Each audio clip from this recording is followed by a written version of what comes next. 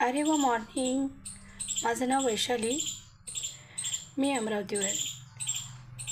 मला अरेवा ज्यूसबद्दल तुम्हाला काही सांगायचं आहे. अरेवा ज्यूस हे 60 हर्बपासून आणि 15+ बेरीपासून बनलेलं आहे.